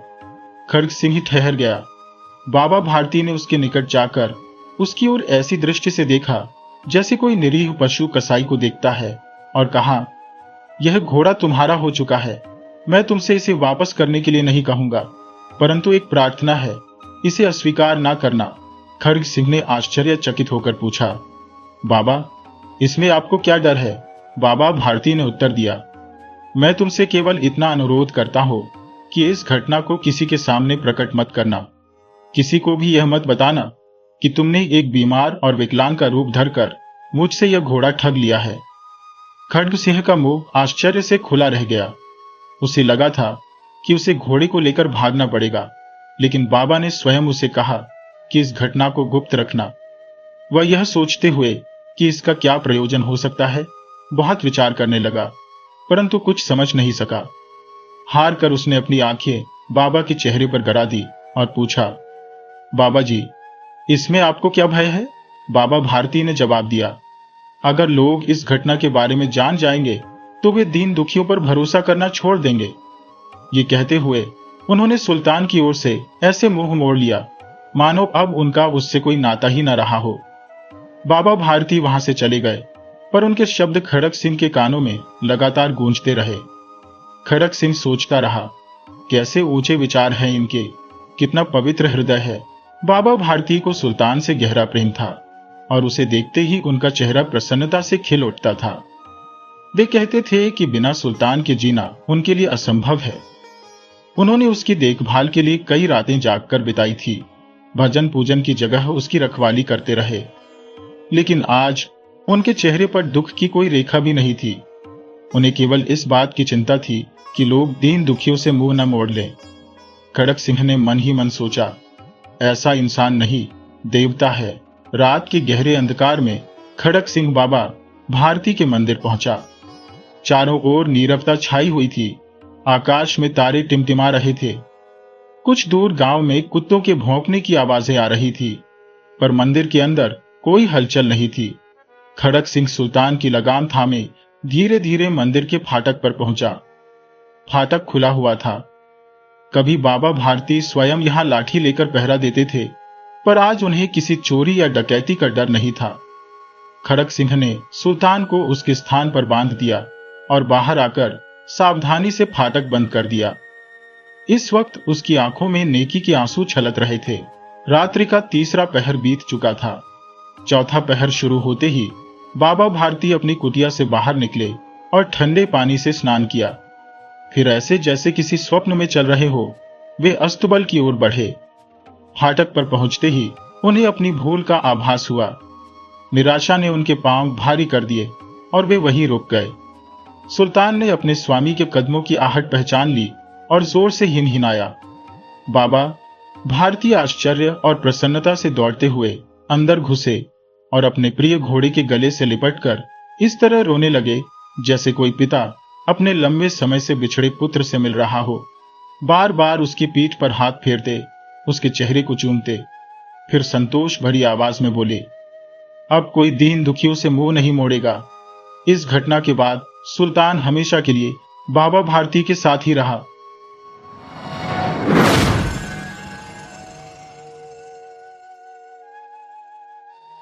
एक गांव में एक धनी किसान रहता था। किसान बड़ा नेक, ईमानदार और मेहनती था। वह प्रतिदिन नियम से अपने खेतों पर जाता और दिन भर काम करता। उसके पास खेती की बहुत जमीन थी। इस पर उसके सेवक खेती करते थे। किसान अपने सेवकों के साथ बहुत अच्छा व्यवहार करता था और सुख दुख में उनका साथ देता था। अतः उसके सेवकों के साथ ही गांव के अन्य लोग भी उसका बहुत सम्मान करते थे। किसान बड़ा न्यायप्रिय भी था। गांव में जब कभी पंचायत होती थी तो गांव वाले किसान को ही सरपंच बनाते थे। धनी किसान के एक बेटा था, जारवल। जारवल बहुत सुंदर और हष्ट-पुष्ट शरीर वाला था। उसका रंग गोरा, सीना चौड़ा और पूरा शरीर कद्दावर था। 20 वर्ष के जारवल पर गांव की सारी लड़कियां मोहित थी और मन ही मन कामना करती थी कि जारवल उन्हें पति रूप में मिल जाए। इन्हीं लड़कियों में एक थी मोहिनी। मोहिनी रंग रूप में तो सुंदर थी, किंतु वह बड़ी कर्कशा थी। वह बड़ी जिद्दी लड़की थी और मन में जो कुछ ठान लेती उसे पूरा करके ही दम लेती थी। मोहिनी कई साल से जारवल पर डोरे डाल रही थी, लेकिन जारवल इतना पत्थर दिल था कि उसने मोहिनी की ओर कभी आंखें उठाकर नहीं देखा। मोहिनी तो मोहिनी, जारवल गांव की किसी भी लड़की पर ध्यान नहीं देता था। उसे एक सुंदर और शीलवान लड़की की तलाश थी जो इस गांव में नहीं थी। जारवल को विश्वास था कि उसकी भेंट उसकी सपनों की रानी से कभी न कभी अवश्य होगी। मोहिनी जारवल की दीवानी थी। वह किसी तरह जारवल को पा लेना चाहती थी। इसके लिए वह सब कुछ करने को तैयार थी। उसने पहले अपनी आंखों से मादक प्यार छलकाकर जारवल को अपनी ओर आकर्षित करने का प्रयास किया, किंतु जारवल ने उस पर ध्यान नहीं दिया। इसके बाद उसने अपनी सहेलियों से जारवल के पास प्रेम के संदेश भेजे और उससे एकांत में मिलने की इच्छा प्रकट की। जारवल ने मोहिनी की सहेलियों की बातें बड़े ध्यान से सुनी, लेकिन उससे मिलने से स्पष्ट इनकार कर दिया। मोहिनी ने जारवल को लुभाने और उसे अपने प्रेम जाल में फंसाने के इसी प्रकार के बहुत से प्रयास किए, किंतु उसके सभी प्रयास असफल रहे। एक बार तो मोहिनी ने हद ही कर दी। जारवल अपने पिता के खेतों से लौट रहा था। शाम हो चुकी थी और रात का अंधेरा तेजी से बढ़ रहा था। जारवल खेत की पगडंडियों पर चलता हुआ तेजी से अपने गांव की तरफ बढ़ रहा था। उसका गांव अभी कुछ दूर था। अचानक सुनसान रास्ते पर मोहिनी प्रकट हुई और उससे लिपट गई। उस समय उसने भरपूर श्रृंगार किया था और भड़कीले कपड़े पहने थे। जारवल घबरा गया। उसने मोहिनी को अपने शरीर से अलग करने का बहुत प्रयास किया, किंतु मोहिनी थी कि उसे छोड़ ही नहीं रही थी। जारवल उसका एक हाथ अलग करता तो मोहिनी दूसरा हाथ उसकी गर्दन में डाल देती और दूसरा हाथ हटाता तो वह पहले हाथ से उसे जकड़ लेती। मोहिनी की स्थिति पागलों के समान हो रही थी। वह कभी जारवल को चूमने लगती तो कभी उसके शरीर से अपना शरीर रगड़ने लगती। उसकी आंखों से वासना टपक रही थी। जारवल ने जब देखा कि मोहिनी उसे किसी तरह छोड़ने को तैयार नहीं है तो उसने मोहिनी को अपने से अलग किया और उसे दूर करने के लिए एक जोरदार धक्का दिया। जारवल के धक्के से मोहिनी दूर जा गिरी। मोहिनी अपने रूप का यह अपमान सहन नहीं कर सकी और उसने उसी समय बदला लेने का निश्चय कर लिया। मोहिनी ने अपने कपड़े फाड़ ली, बाल बिखेर ली और जोर जोर से चिल्लाने लगी। मोहिनी जारवल पर अपनी इज्जत लूटने का आरोप लगा रही थी। मोहिनी की चीख पुकार सुनकर राह चलते गांव के कुछ लोग आ गए। सबने मोहिनी के अस्त व्यस्त फटे कपड़े और उसकी स्थिति देखी तो उन्होंने उसकी बातों पर विश्वास कर लिया। मोहिनी सुंदर तो थी ही और जारवल भी युवा था, अतः मोहिनी की चाल सफल हो गई। जारवल किसी से कुछ नहीं बोला और चुपचाप घर आ गया। रात भर में यह बात पूरे गांव में फैल गई। गांव में कुछ लोग ऐसे थे जो मोहिनी को अच्छी तरह जानते थे। इनमें मोहिनी की सहेलियों के घरवाले भी थे, जिनसे मोहिनी जारवल तक अपने प्रेम संदेश भिजवाती थी। ये लोग जारवल का पक्ष ले रहे थे, किंतु मोहिनी ने अपना जाल इस तरह फैलाया था कि गांव के अधिकतर लोग उसी का पक्ष ले रहे थे और जारवल को भला बुरा कह रहे थे। ये बात धनी किसान तक भी पहुंच चुकी थी। वह जारवल को अच्छी तरह जानता था, लेकिन वह सीधे सीधे अपने बेटे की कोई सहायता नहीं कर सकता था। ऐसे मामलों में हमेशा से जो होता रहा है वही हुआ और अगले दिन पंचायत बैठ गई। गांव वालों को धनी किसान पर पूरा विश्वास था। बेटे का मामला होते हुए भी उन्होंने धनी किसान को ही सरपंच बनाया। अगले दिन गांव के चौपाल पर पंचायत बैठी। इस पंचायत में गांव के सभी लोग एकत्रित हुए। मामला मोहिनी से जुड़ा हुआ था, अतः गांव की स्त्रियां भी इस पंचायत में बड़ी संख्या में आ गई थी। पंचायत में एक तख्त पर 4 पंच बैठे थे और उनके बीच धनी किसान सरपंच बनकर बैठा था। हमेशा प्रसन्न रहने वाला धनी किसान आज हृदय से दुखी था। वह जानता था कि उसका बेटा जारवल निर्दोष है, लेकिन उसे पंचों की राय के अनुसार न्याय करना था। पंचों ने सबसे पहले मोहिनी को बुलाया और उससे सारी बातें बताने को कहा। मोहिनी सबसे पीछे बैठी थी। वह अपने स्थान से उठी और पंचों के सामने आकर फफक फफक कर रोने लगी। पंचों ने उसे ढाढ़स बंधाया और न्याय करने का आश्वासन दिया तथा निडर होकर सच्चाई बयान करने को कहा। मोहिनी कुछ देर चुपचाप खड़ी रही। इसके बाद उसने जारवल की तरफ संकेत करते हुए बताया कि वह शाम को दिशा मैदान से लौट रही थी। रात का अंधेरा धीरे धीरे बढ़ रहा था। ऐसे में न जाने कहां से जारवल आ गया और सुनसान क्षेत्र में अकेला पाकर उसे पकड़ लिया और बुरी नीयत से उसके साथ छेड़खानी करने लगा। उसके मना करने पर वह क्रोधित हो गया और जोर जबरदस्ती पर उतर आया। उसने उसके कपड़े फाड़ डाले और इसके बाद मोहिनी ने आगे की बात जानबूझकर अधूरी छोड़ दी और पुनः सिसकने लगी। उसने सिसकते हुए उन लोगों के नाम भी बता दिए जिन्होंने उसे पिछली रात अस्त व्यस्त हालत में देखा था।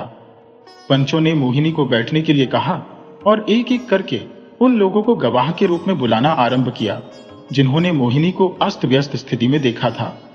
पहले गवाह ने बताया कि पिछले दिन जब वह अपने खेत से लौट रहा था तो उसे शाम हो गई थी और रात का अंधेरा बढ़ रहा था। इसी समय उसने देखा कि मोहिनी जमीन पर अस्त व्यस्त स्थिति में पड़ी थी और चीख चीख कर जारवल पर इज्जत लूटने का आरोप लगा रही थी। जारवल वहीं पास ही खड़ा था, लेकिन कुछ बोल नहीं रहा था। पहले गवाह के बाद दूसरे, तीसरे और फिर चौथे गवाह को बुलाया गया। सभी के बयान पहले गवाह के समान थे। सभी ने एक ही बात बताई थी कि मोहिनी अस्त व्यस्त स्थिति में जमीन पर पड़ी थी और चीख चीख कर जारवल पर इज्जत लूटने का आरोप लगा रही थी। अंत में जारवल को बुलाया गया। वह अधिक कुछ नहीं बोला। उसने बस इतना कहा कि मोहिनी उसके पीछे बहुत दिनों से पड़ी थी। उस दिन मोहिनी सभी हदें पार करते हुए उससे लिपट गई। इस पर उसने उसे धक्का देकर अपने से अलग कर दिया। इसके बाद मोहिनी ने अपने कपड़े फाड़ डाले, बाल बिखेर ली और चिल्लाने लगी। मोहिनी की बात की तो 4 लोगों ने गवाही दे दी, लेकिन जारवल को ऐसा करते हुए किसी ने नहीं देखा था। अतः उसकी बात सच साबित करने वाला एक भी गवाह नहीं था। जारवल ने अपनी बात भी इस ढंग से कही थी कि पंचों को उस पर विश्वास नहीं हो रहा था।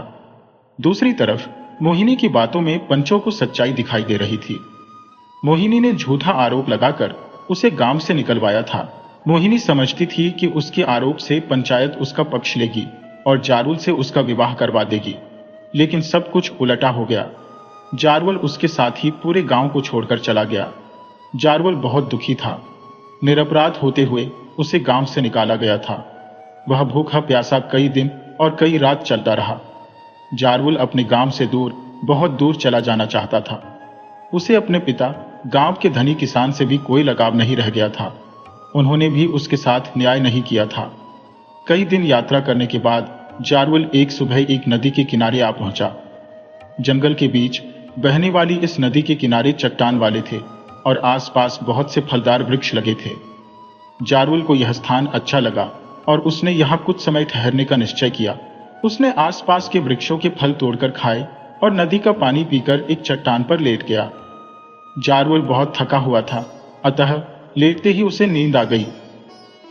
जारवल कब तक सोता रहा इसका उसे पता ही नहीं चला, लेकिन जब उसकी आंख खुली तो शाम हो चुकी थी और रात का अंधेरा तेजी से बढ़ रहा था। जारवल उठकर बैठ गया और उसने सुस्ती दूर करने के लिए दोनों हाथ ऊपर उठाकर जोरदार अंगड़ाई ली। दिन भर सोने के कारण उसकी थकान उतर गई थी और अब वह अपने को तरोताजा अनुभव कर रहा था। जारवल से कुछ दूरी पर खड़ी एक दानवी उसे बड़े ध्यान से देख रही थी। दानवी का शरीर एक बड़े वृक्ष जैसा था और वह बहुत कुरूप थी। उसका पति एक लंबे समय के लिए बाहर गया हुआ था। उस दानवी को एक पुरुष की तलाश थी। ऐसे में जारवल को देखकर उसकी आंखों में चमक आ गई। दानवी बहुत बुद्धिमान थी। वह अच्छी तरह जानती थी कि एक कुरूप और विशालकाय दानवी को कोई प्यार नहीं करेगा।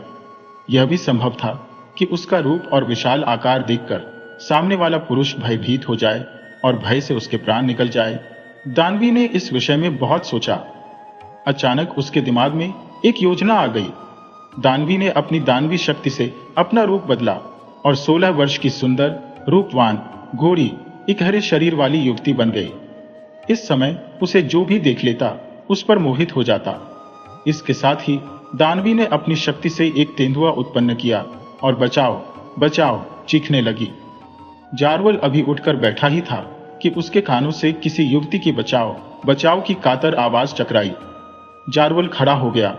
उसने अपने चारों ओर सावधान होकर दृष्टि दौड़ाई। जारवल ने जो कुछ देखा तो देखता ही रह गया। उससे कुछ दूरी पर एक अनिंद्य सुंदरी भयभीत खड़ी थी और एक कद्दावर तेंदुआ उस पर हमला करने जा रहा था। जारवल ताकतवर और साहसी था। उसने पल भर में तेंदुए से टकराने का निर्णय ले लिया और दौड़कर तेंदुए से जा भिड़ा। तेंदुआ बड़ा चालाक और ताकतवर था। वह जारवल पर पंजे मारने और उसका गला अपने मुंह में भरने का प्रयास कर रहा था और जारवल बड़ी फुर्ती से उसके वार बचा रहा था। दोनों में बहुत देर तक लड़ाई चलती रही। दानवी दूर खड़ी जारवल की बहादुरी देख रही थी। जारवल और तेंदुए को लड़ते लड़ते कई घंटे हो गए, लेकिन कोई भी अपनी हार मानने के लिए तैयार नहीं था। अचानक जारवल के हाथों में तेंदुए की पूंछ आ गई। उसने दोनों हाथों से तेंदुए की पूंछ पकड़ी और उसे चारों ओर के कई चक्कर घुमाकर एक ओर फेंक दिया। बेचारा तेंदुआ इसके लिए तैयार नहीं था।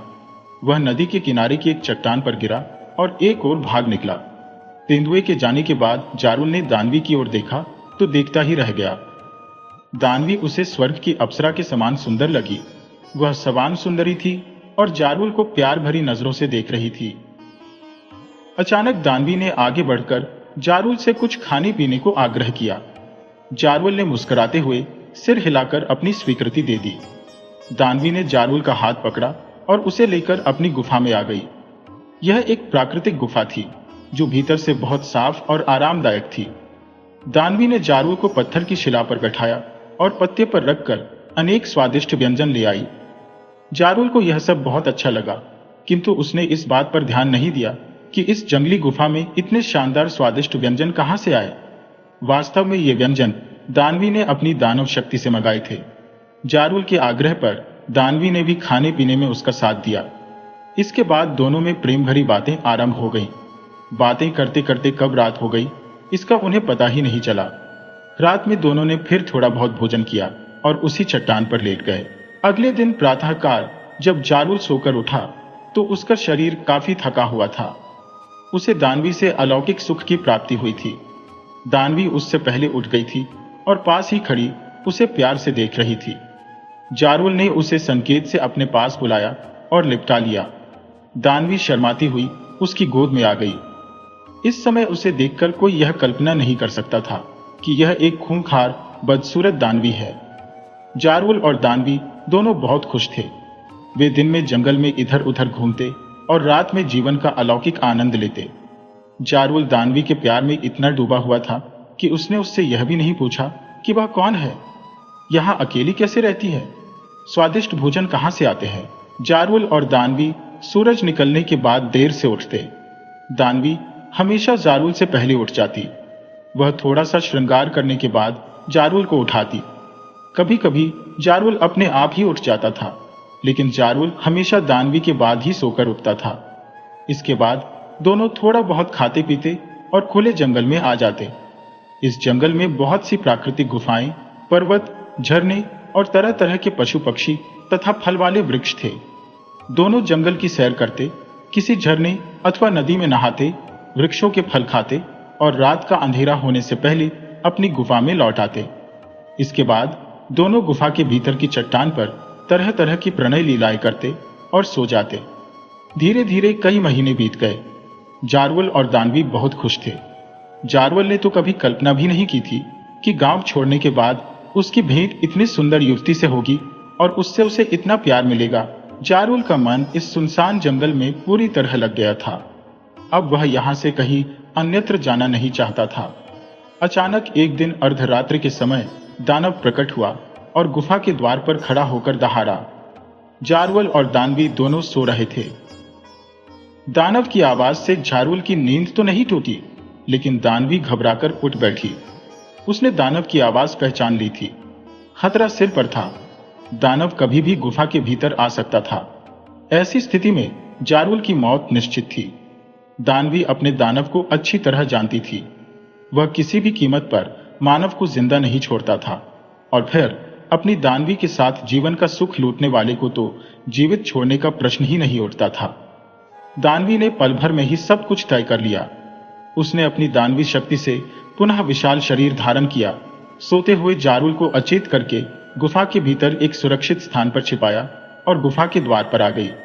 दानव लंबे समय बाद लौटा था, अतः दानवी ने उसे देखते ही अपने सीने से लगा लिया और गुफा के भीतर ले आई। दानवी पूरी तरह सामान्य लग रही थी, अतः दानव ने उस पर किसी प्रकार का शक नहीं किया और उससे थोड़ी बहुत